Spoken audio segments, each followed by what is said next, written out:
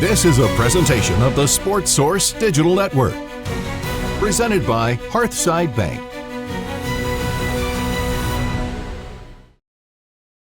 It's 1 week into the women's NCAA tournament, and the Lady Vols have one glaring problem. What is it, and can they get it fixed? We'll tell you next.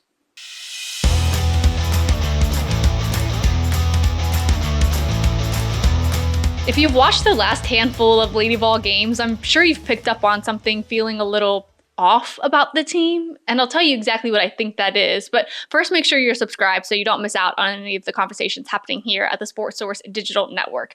What I think's been happening in the last 3, 4, 5, 6 games even, is the team, they're reverting to old habits. And when that happens, you get the results we've been seeing the last handful of games where they look disconnected, they look disjointed, and they look undisciplined. Now, Tennessee is at their best, and we've seen it in stretches this season, is when they're disruptive on defense and how that fuels their offense, when they're getting to their assignments, and that allows them to have a better IQ type of plays, and they've got great eye discipline. When we don't see that, you get games that have ended in probably the most puzzling of fashion. Take, for example, 3 of their last 4 games, Kentucky, Georgia, and Vanderbilt. Very puzzling games for the Lady Vols when you consider what they did really up and through mid-January. And that's what ended their SEC tournament run.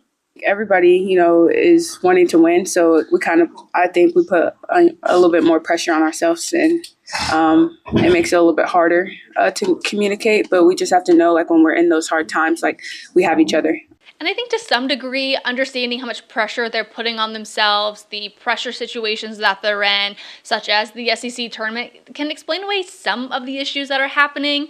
But the issues that I'm talking about are issues that really have been there all season long, but then re-emerged in the SEC tournament. Take, for example, that last game against Vanderbilt where the press was absolutely exposed. Once again, it's happened several times this season where I like to call it almost like a touchdown type of play where off the inbounds pass, it's a one pass, a dribble, and an easy layup on the other end, and how they've not been able to fix that in the backcourt to make sure they've got a body down there, so at least it's not a fast break layup that is a momentum type of play.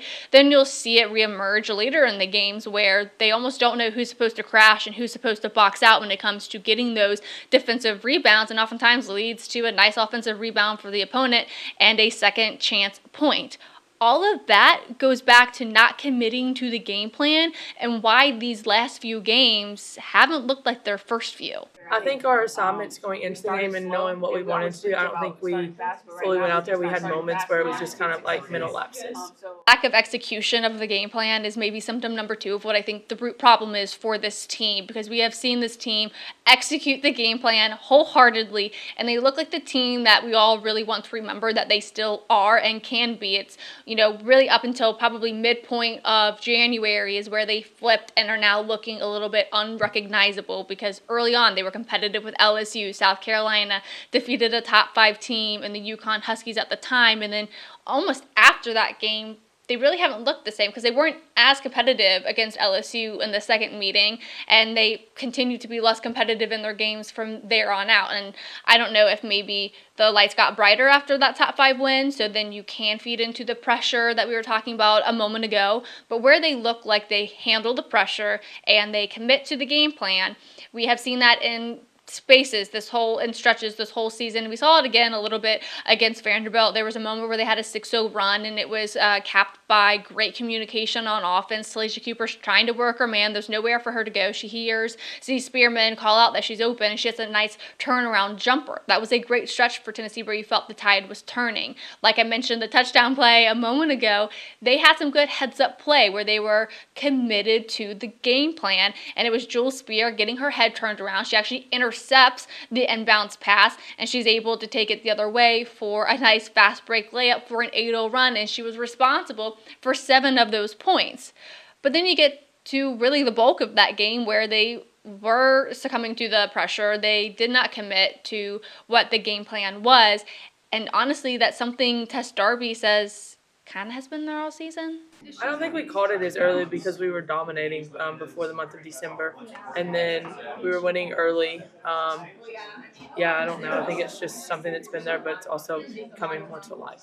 The NCAA tournament right around the corner. Conversations around the Lady Vols are only going to increase. And if you're wanting more daily content on the Lady Vols or the Tennessee Vols, surely make sure to head over to my channel at Full Disclosure Pro for daily content on the Tennessee Vols and Lady Vols. So it's important that they too have identified some symptoms, but I think that all loops together for the main problem.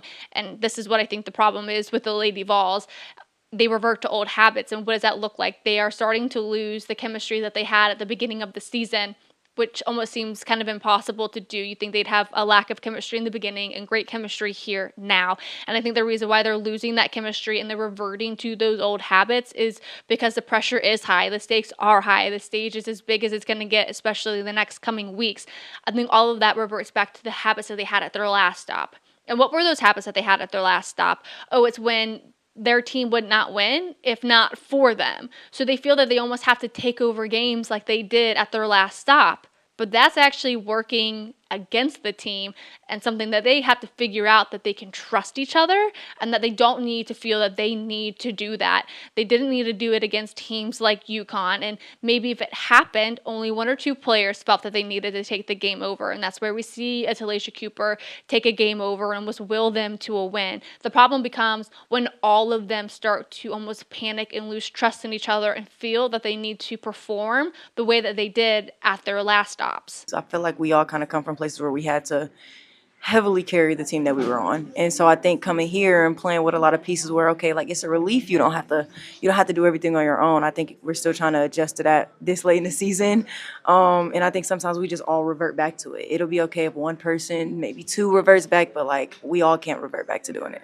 The idea of lack of trust might just come because it's unknown territory, and it's tough to trust what you've been doing all season when you're now in a new environment, when you have at the time a 4 seed that you could have hosted, you are in the SEC tournament, and you're starting in the opening week for like the first time in over a decade. And I think now all of that, you start to almost doubt and forget your training, and then that leads you to not trust yourself, which in turn makes you not trust the teammates. And I think that's where you get all of these symptoms, and the games don't look like they used to look. Again, we mentioned how competitive they've been this season with top 10, top 5 teams, but now as the season has gone on and maybe games haven't gone their way, they start to doubt themselves, they start to lose trust, they don't commit, they succumb to the pressure of the game.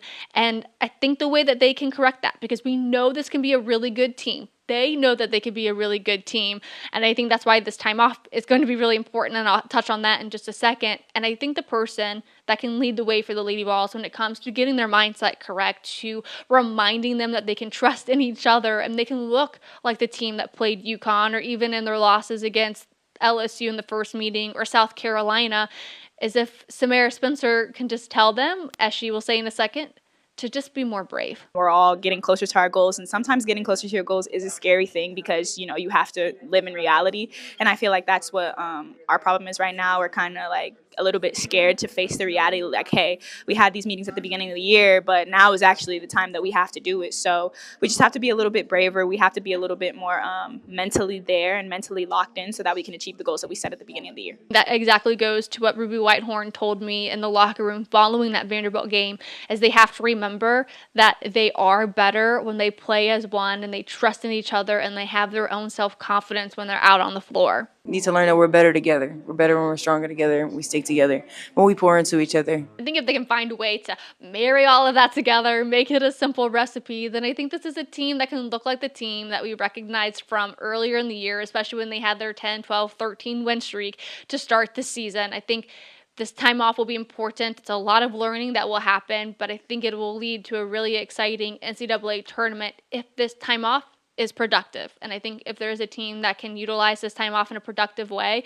it's certainly a Kim Caldwell-led Lady Vols team. But that's all of us that we have here on the Sports Source Digital Network. We'll be back next week for more Lady Vols content. In the meantime, subscribe to my channel as well at Full Disclosure Pro for daily content on all things Tennessee.